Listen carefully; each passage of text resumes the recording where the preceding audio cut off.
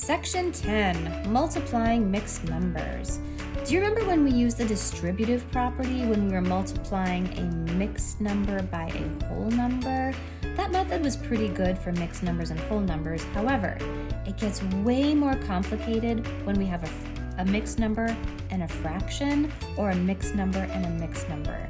Way ickier. It's usually much more efficient to use the improper fraction method when we have that. So that is what we're going to do. Here are our steps. When we're multiplying mixed numbers, number one, you're going to change the mixed numbers to improper fractions. Do that first. Step number two, if you can, and if you feel comfortable with it, simplify the fractions before multiplying. It just makes life easier because then we have smaller numbers. Step three, you're going to multiply straight across. That means numerator times numerator, denominator times denominator. Then step four is just making things nice. We're going to change it back into a mixed number, and we're going to simplify our fraction if possible. Let's go ahead and do an example. Example 3, compute, and that's just a fancy way of saying just do the math, find it out. 5 1/5 times 1/2. Okay, well, I don't really want to do, if I were to do the distributive property, I'd have to do 1/2 times 5, and then 1/2 times 1/5, and then add those together, and I'd have to get common denominators, and it would be ishy. I'm going to go ahead and use the improper fraction method. I'm going to change 5 1/5 into an improper fraction first. Let's see, so use my backwards C. 5 times 5 is 25, plus 1 is 26. So I have 26/5 times 1/2. This is the problem that I'm going to go ahead and do. 5 1/5 is the same as 26/5, and there's my half. So make sure you're rewriting it. Don't try to skip this step or we'll just mix stuff up.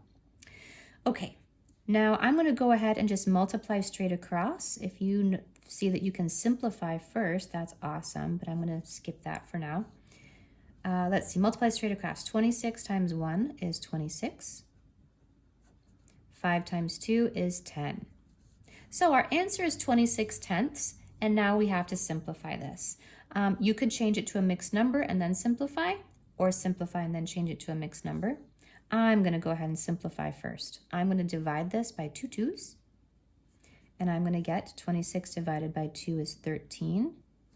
And 10 divided by 2 is 5. All right, so 26/10 is the same as 13/5. Now I'm going to change that back into a mixed number. How many times does 5 go into 13? It goes in 2 times. 2 times 5 is 10. 13 minus 10 is 3, so I'll have 3 leftovers, and my denominator is 5. 2 3/5 is my final answer. Now, does that make sense? Well, I have a little more than 5 here. Half of 5 is 2 1/2. And I have a little bit more than 5 in it, a little more than 5 here. So I should get a little bit more than 2 1/2. Do I have a little bit more than 2 1/2? Yeah, I do. So my answer makes sense. Let's go ahead and do 5/6 times 4 1/2. If I were to use a distributive property, I would do 5/6 times 4, and then 5/6 times 1/2, and then have to add those, and so I'm going to go ahead and change the 4 1/2 to be into an improper fraction. So we're going to do our backwards C.